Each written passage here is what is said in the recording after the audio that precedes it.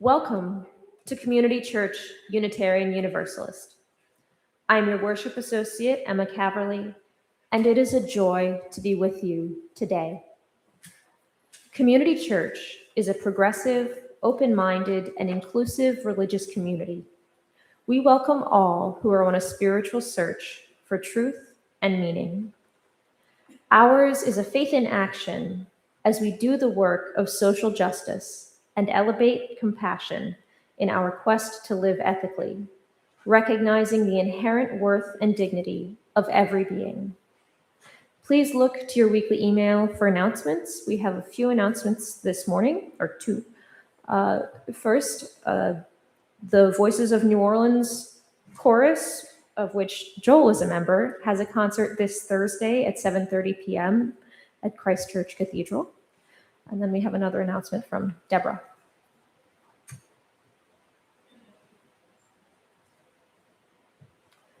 I have a little apology this morning. If you noticed in your newsletter and you were a little bit confused, well, there were two confused. I'll take responsibility for one. I don't know how the other one happened. But at any rate, the beginning of the newsletter is usually my president's letter, which I inadvertently sent to CCU administrator rather than CCU communications. And so that's the reason why that didn't get put in there. Now, why the committee report got it, I don't know how that happened, but it was just this concurrence of crazy events. But I just, my Catholic upbringing makes me have to make a confession. So anyway. And in the meantime, I'd also like to remind everybody, which I had reminded in the letter, because I did write a letter, but that we're having a congregational meeting next Sunday after the service. So please make sure to try to be here for that. It'll be short. We're just going to be electing our new slate of officers and brief report on the year in review. So hope that you'll all be here. Thanks.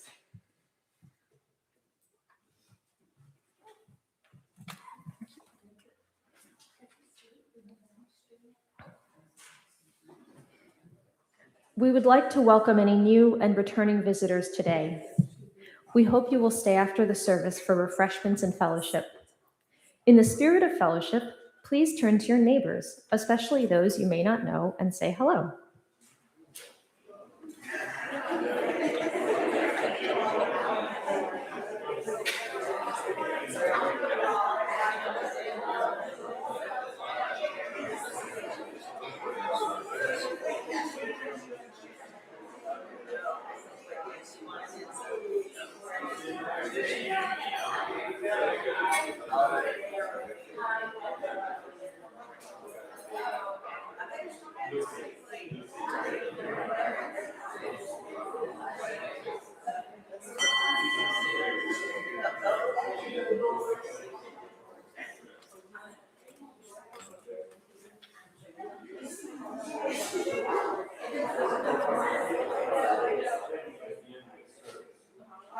At the end of this prayer.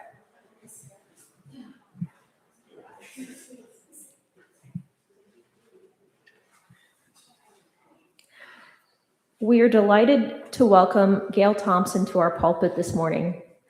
Gael has been leading sitting in stillness meditation practices in New Orleans for the past 14 years, resting on a lifelong love of exploration into Tibetan Buddhism and all things Tibetan. She was the co-founder of Tibetan House in New Orleans, a cultural gift shop and meditation center, where she has hosted practices in sitting in stillness. She has also been a practitioner of InnerSpace techniques and NeuroKinetic therapy for the past 30 years. Welcome back to the pulpit, Gael.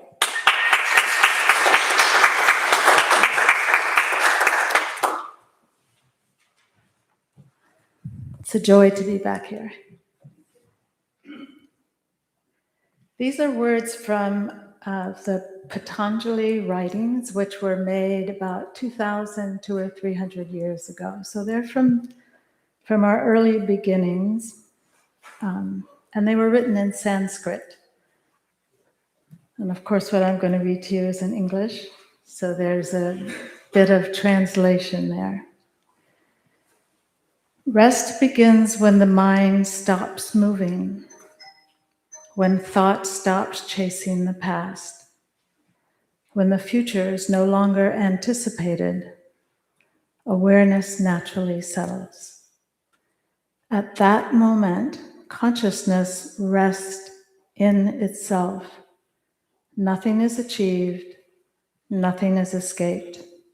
This real rest, not the body collapsing, not the mind becoming dull, but awareness no longer pulled by memory, desire, or fear. This rest comes through gentle consistency, through letting go, not forcing silence, not controlling thought. When the mind stops interfering, rest is not created, it's discovered.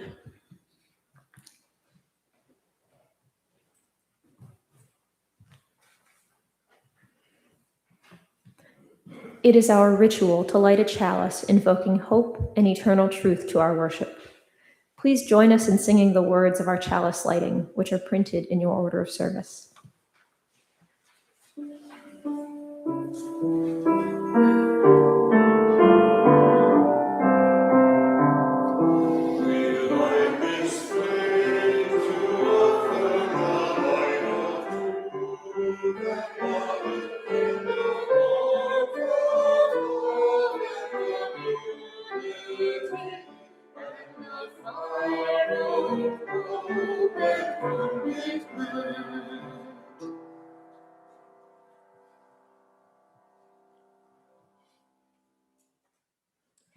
For the time for all ages this morning, I have a short meditation from a set of mindfulness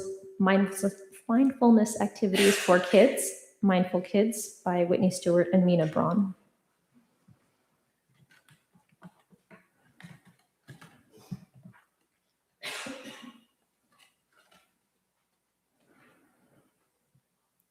Sit holding your spine straight as you can, while letting your whole body relax. Rest your hands in your lap or on your legs. Tilt your head down a little and close your eyes if you like. Breathe normally. At the end of each out-breath, notice the short pause that happens before you breathe in again. Relax your shoulders during the pause. Breathe in again, breathe out, and find the next pause.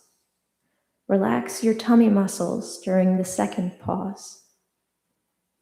Breathe in, breathe out, and find the next pause. Relax your feet during the third pause. Continue breathing, relaxing your whole body a little more with each pause.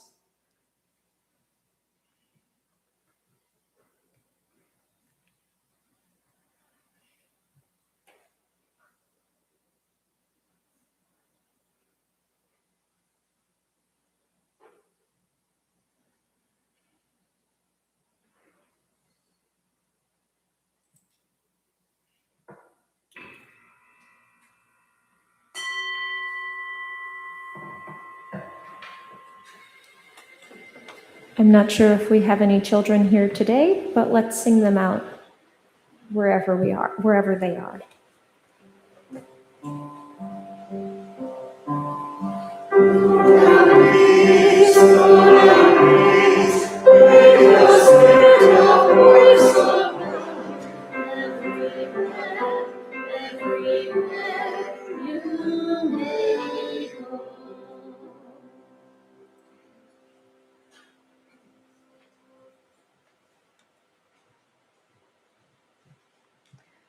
Thank you, Emma. That was lovely watching you all settle and becoming quiet. This is another talk from the Patanjali writings. Most people believe effort leads to peace, discipline leads to clarity, practice leads to results. But classical meditation says something far more dangerous. The mind can drop distractions. It can drop pleasures. It can even drop pain. Yet one disturbance often remains hidden until the very end: the desire for results. As long as you want something from meditation, peace, silence, awakening, enlightenment, the mind is still negotiating. Meditation does not teach indifference. It teaches non-grasping. When practice is done to get, the mind is active. When practice is done as being, the mind settles. This is why true stillness cannot be produced. It appears only when effort is free from expectation. Not laziness, not passivity, but action without inner demand. The moment results are no longer chased. Clarity happens on its own. This insight is uncomfortable because it dissolves spiritual ambition itself. And that is why it is rarely spoken about. So we sit, we act, we live. Let's drop the inner accountant.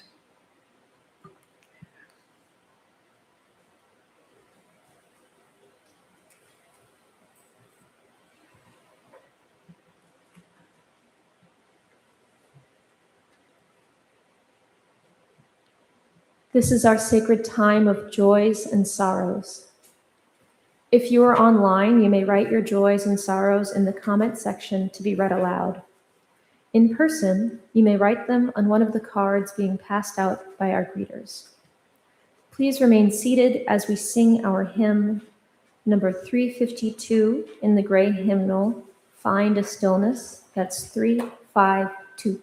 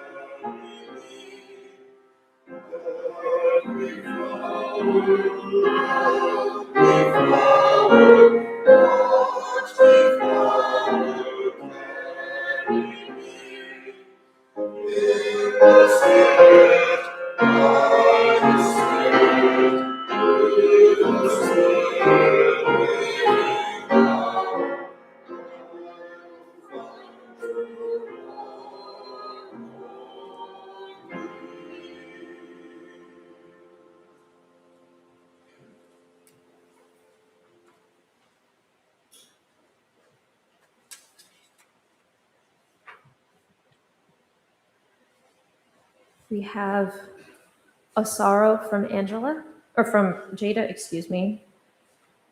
Jada's friend Angela is grieving the loss of her beloved pet Garfield. He was quite the cat.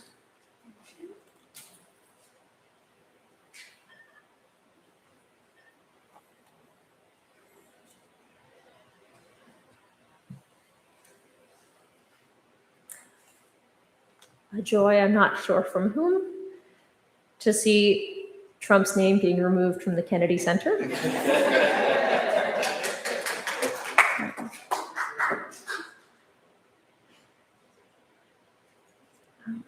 Oh, a joy from Leslie.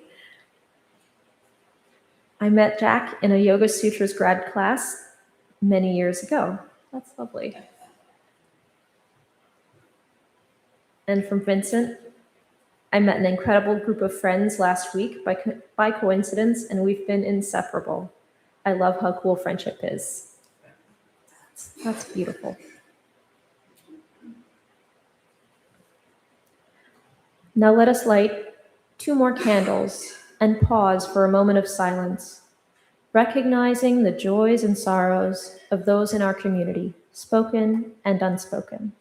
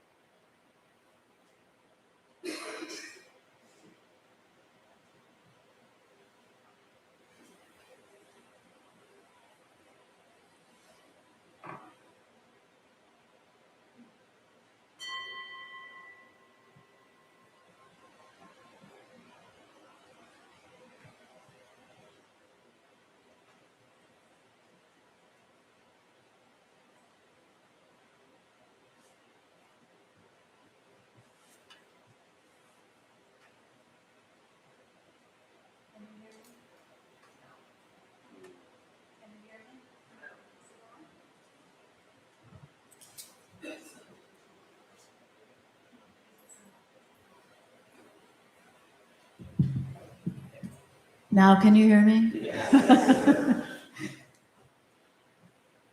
Okay. So this is not written 2,200 years ago. I wrote it just the other night, thinking about you all. And the title is The Wonder, Mystery, and Power of Stillness, Getting Out of the Way and Letting It Happen. Sitting in stillness is when you choose to take the time to sit quietly with yourself, an absence of the inner conversation, inner narrative, a time of being present, a pause.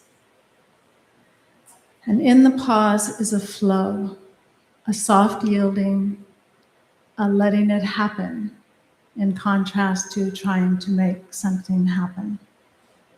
And this yielding, this flow, carries you into a deeper state of simply being present in the quiet stillness, which has a wakeful quality, the kind of not wanting to startle something extraordinary, poised and alert.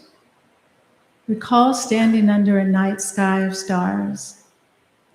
The more still you become, the absence of conversation, absence of inner dialogue, the more vast and embracing the night sky becomes.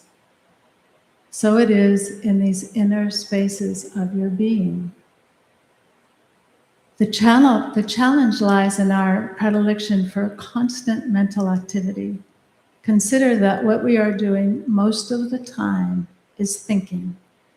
And when we choose to sit, meditate, we find ourselves pulled into the habit of thinking, one thought leading into the next, in contrast to the peaceful, quiet stillness we were hoping for.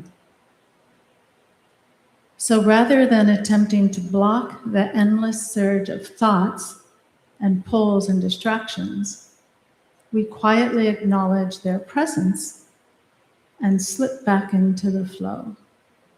It's what we experience when we get out of the way. The flow is experiential. Mental awareness is not. Mental awareness comes with a narrative and requires a looking at or a focus. It is the reactive mind, one thought followed by another, and so on. Experiential awareness is more of a being with. It draws you into a sensation. It is tactile. It is feelingness. It's a felt sense. When we allow that to happen, there is a softness, an opening, a curious wonder of what is being experienced. And we quietly yield into it Out of our reactive, precise mental awareness, we yield into a fluid buoyancy, an ease, a quiet sense of well-being for a moment. The moment is mysterious and marvelous and infinite in its brevity. Take a moment, the instance of the moment. And then, with discerning awareness, notice your reactive mind ready to latch onto it, grasping the moment, and the moment becomes something else, an idea, an obstruction. It becomes something we are trying to hold on to, and then the magical, mysterious moment is lost. So when we sit, this fleeting, wondrous moment, if we are present, right here, right now, is followed by another miraculous moment. And the key here, the secret here, is the ever-present letting it happen, which begins as a sense of the grasping for the moment and then getting out of the way, which dissolves the grasping and allows you to be in the moment. The practice of meditation, then, is a practice of ebb and flow. It's not a practice of entering in the moment and holding on to it for 20 minutes. It's letting it comes and it goes, and we continue to return to it. We sit quietly, we let ourselves settle into a stillness, a sense of quiet and well-being. And at some point we realize we're caught in the content of a thought, or a grocery list, or an argument from 25 years ago.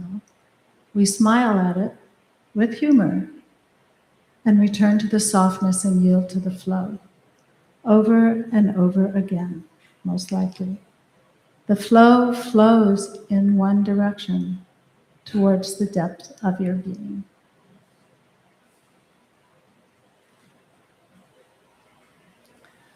So thinking of you all last night after I wrote that, I considered parts of my life. I was born here in New Orleans on Church Street, and our family had lots of National Geographics, which I devoured. And what intrigued me most were the ones around Tibet. And it was fascinated me that the Buddha was so still that snails would climb up and sit on his head. So I went to my clay class and created a Buddha with snails on its head. So this intrigue kept me when I went into college. I became a religion major, world religion and all practices. And I discovered this word. I didn't discover it, I learned about this word, bindu, the still point. And then I began training as a dancer. And I realized within the movement, there is always a still point present. So that's the encouragement that through your day, through your life, no matter what you're doing, there's always a still point present. There's always this still, quiet place inside of you that you can rest in, even when you're very active.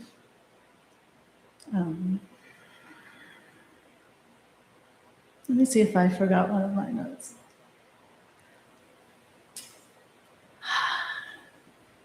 So, let's have an experience of the still point. You're going to find a comfortable position. And comfort is important. You're going to let your body be still, but not rigid. Hands easily resting. If you lace them, they tend to get tight. It's encouraged if you would like to take your glasses off when you sit.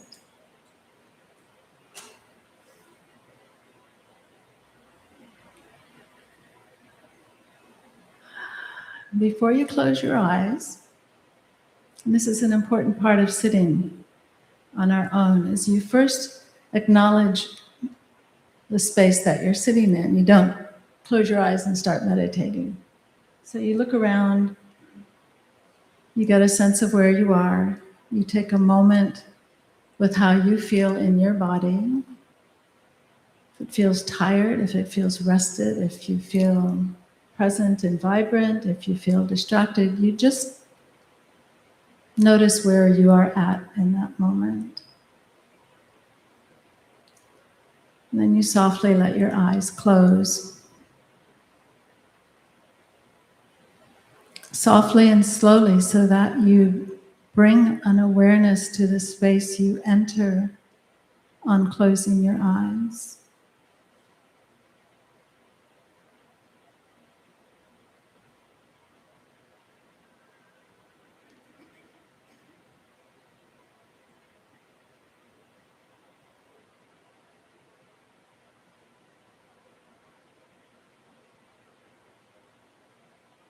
You allow the experience.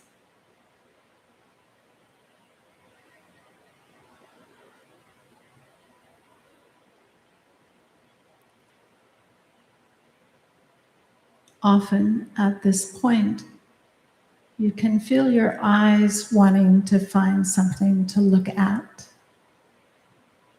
That's the mind wanting your attention. So you play with this sensation of letting your eyes soften, a soft spreading into a periphery.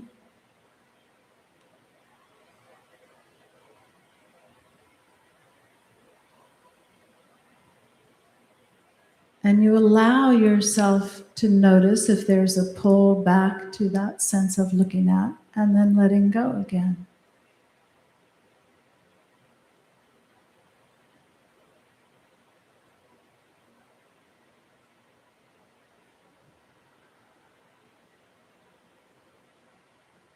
A soft awareness of your breath.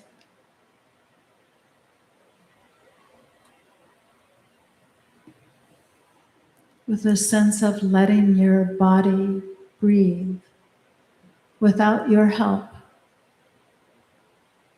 Letting go of any management of your breath.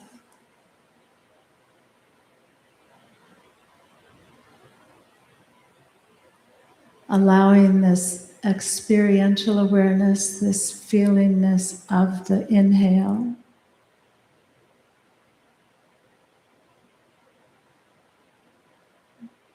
The experiential awareness of the exhale.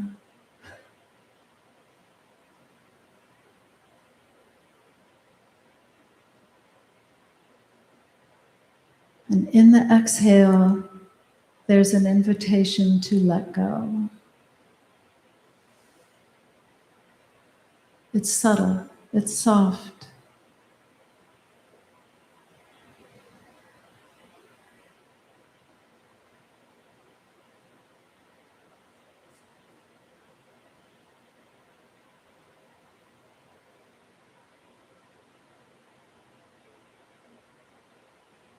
And in the letting go, you might notice that subtle grasping, that pulling back gives you the opportunity on the next exhale to again experience the letting go.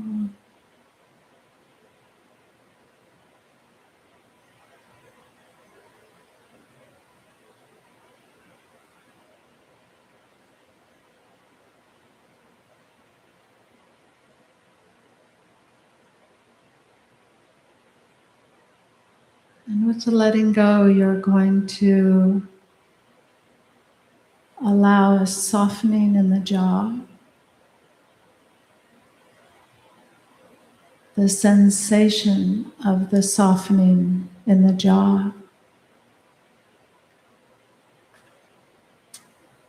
A sense of how the softening in the jaw spreads through your whole body.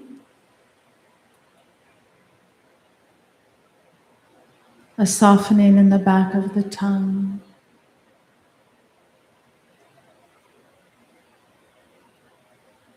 and the softening of the eyes.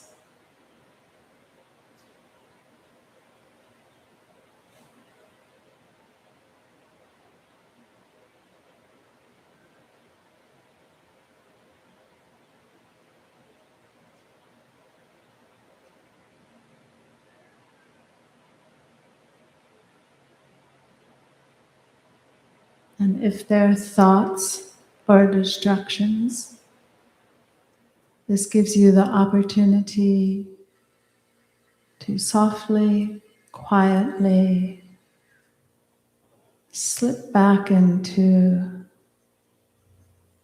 the sensation of the stillness.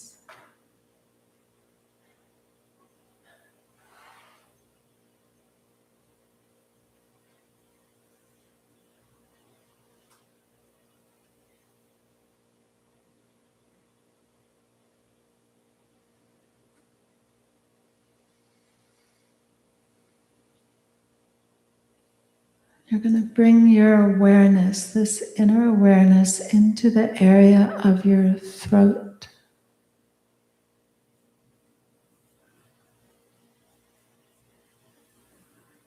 The sensation of your breath as it flows through the larynx and the throat.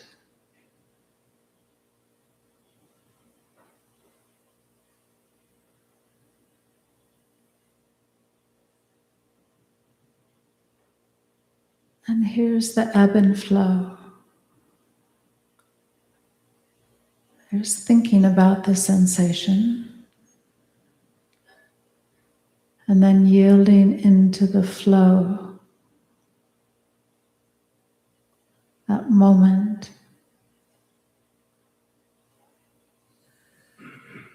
that sense of right here, right now.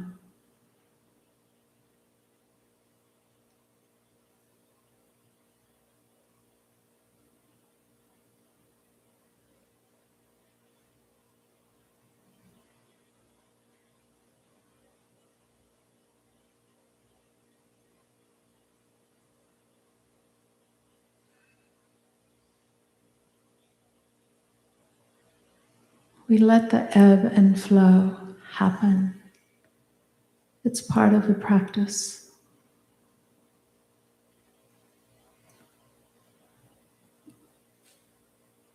The yielding into the softness of the moment.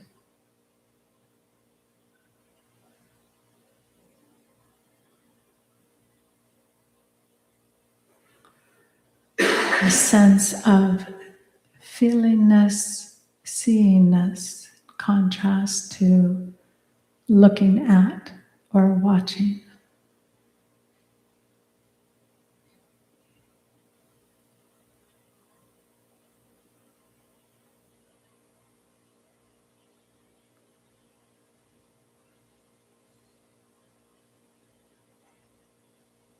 And with this sense of feelingness, bringing this experiential awareness into the spaciousness of your heart.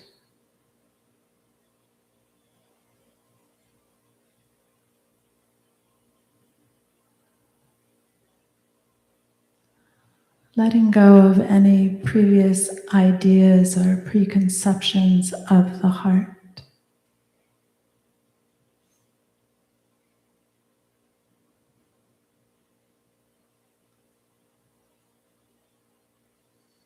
Let the space of the heart invite you into its depth.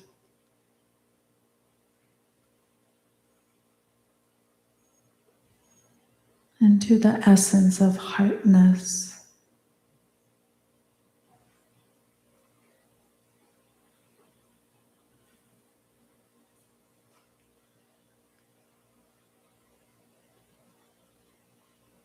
Allowing the ebb and flow.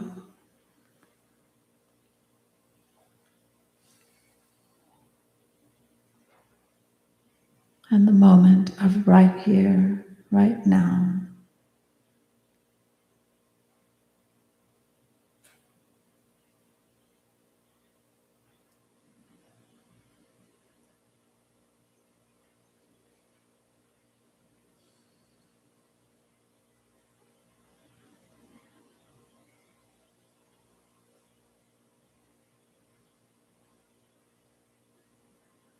Being present with the experience that you are having,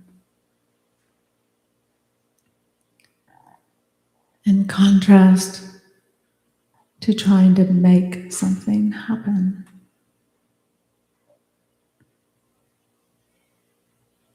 And if thoughts are what's happening, you become present with the thoughts, the sensation, and not the content.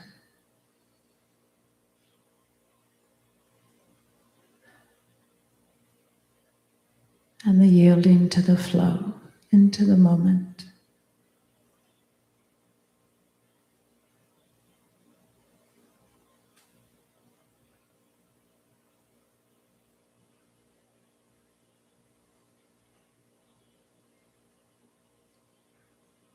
And then ever so softly, gently,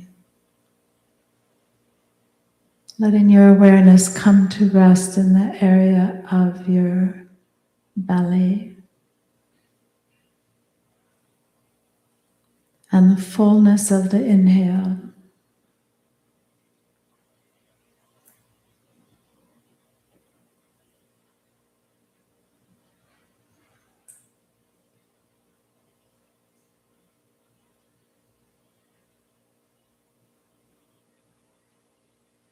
Soft sensation, the fullness of the inhale,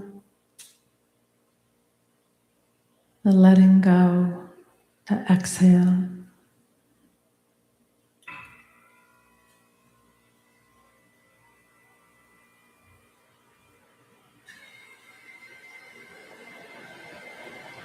And at the bottom of your next exhale, letting yourself drop into absence of breath, a deeper stillness,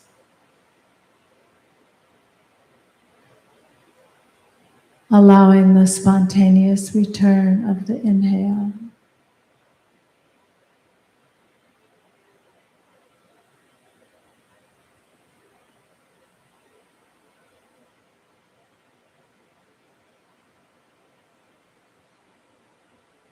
Dropping into the absence of breath at the bottom of the exhale for a moment.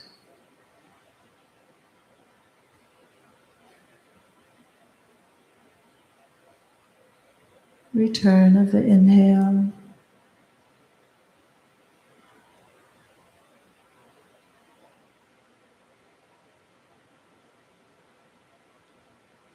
A lingering in the stillness, in the absence of breath.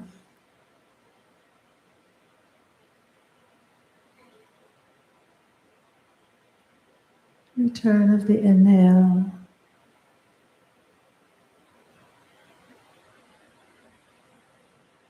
The breath becomes more quiet.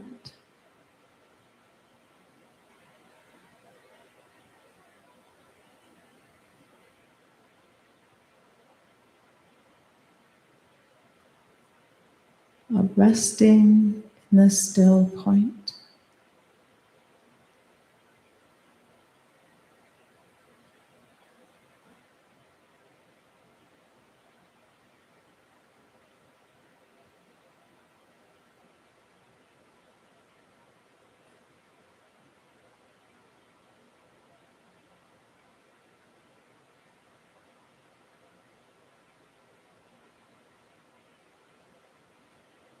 Letting the return be gradual, be soft and easy.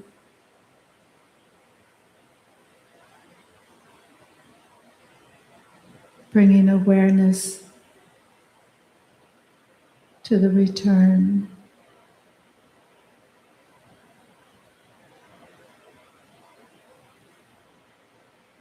there are times when a part of you is very reluctant to return.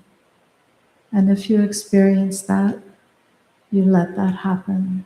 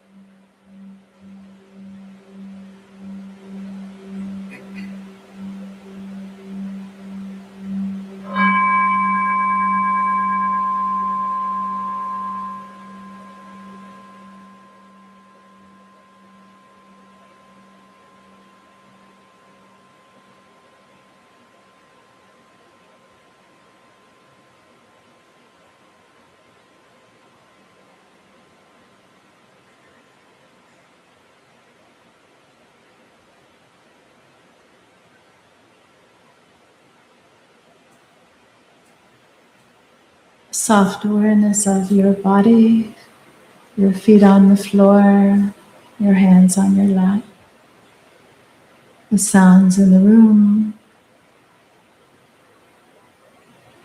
And then when you're ready, letting your lids, your eyelids part just a bit. So you have that moment when the light returns. And the shapes and the colors.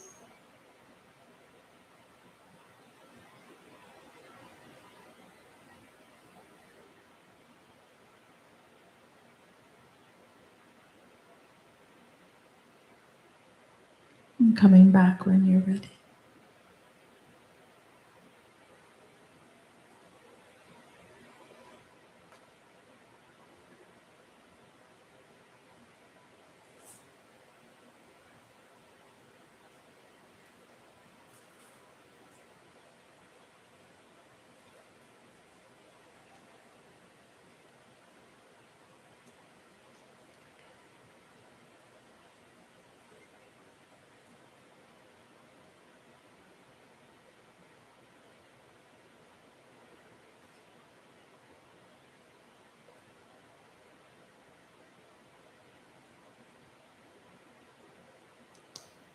And coming back when you're ready.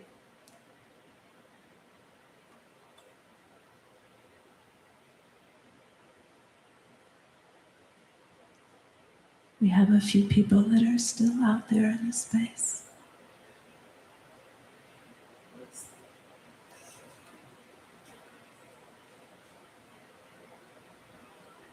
Okay. Coming back.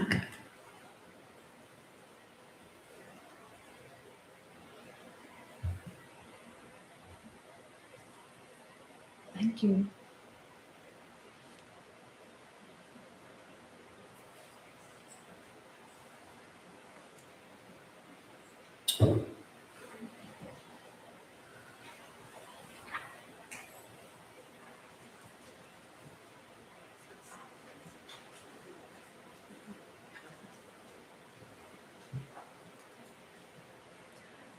Thank you for that, Gail. Community Church Unitarian Universalist is a self-sustaining congregation. Members and friends' generosity help us do the sacred work of bringing justice, spirituality, and compassion to our community and beyond. You can give online, by text, or in person this morning. See the information on the back of your order of service for giving by text. You may remain seated as we sing our hymn, number 184 in the gray hymnal. That's hymn 184.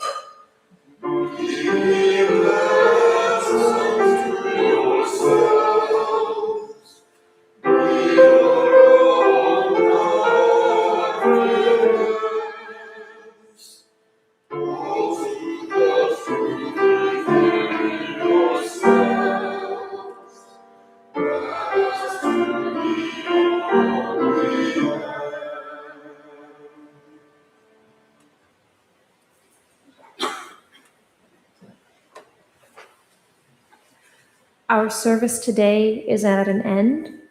We hope you have found something of value to take with you in the coming days.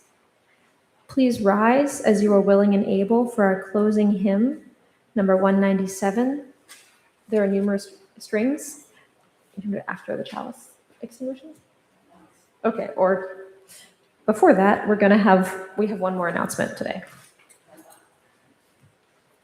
One more thing that didn't get in the newsletter as a result of that errant email was the announcement of the slate of officers that we will be considering next week. So I will announce them now. For past president, Deborah Salvador, President Liz Trotter, President-elect Elise Pichati, Finance VP Kathy Larimer, Treasurer Jolie Bonk, Secretary Rebecca Broom, at-large trustee Helen Stavros, and also Jane Powell at-large. That's the nominees, but of course we can also take nominations from the floor next Sunday at the meeting. Thank you. Now, please rise as you are willing and able for our closing hymn and remain standing for our chalice extinguishing. It's hymn number 197. Just a warning again about this one. So it goes here, and then here's the first verse. And then at the end of the first verse, we go back to the top. You see what I'm talking about? And then we go through the refrain again, and then we go to the second verse here, and then we go back to the top, and then we go to the third verse here. So it kind of bounces around. Okay?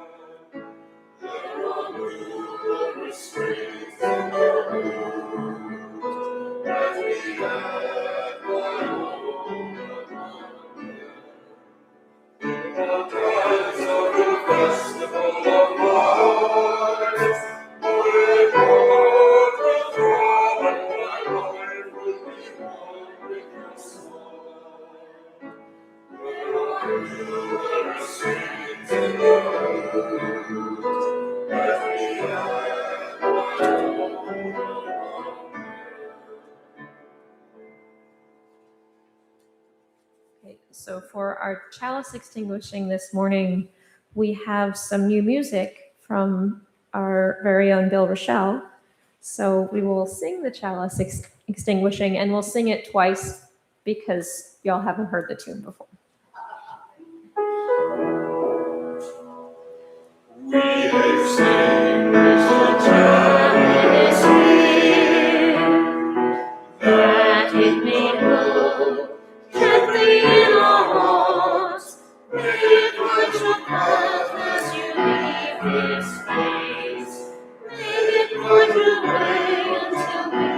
all together again. We extinguish the jealousy. Everyone go, gently our hearts, really touch your breath as you leave this space. Breathe right away until we are together again.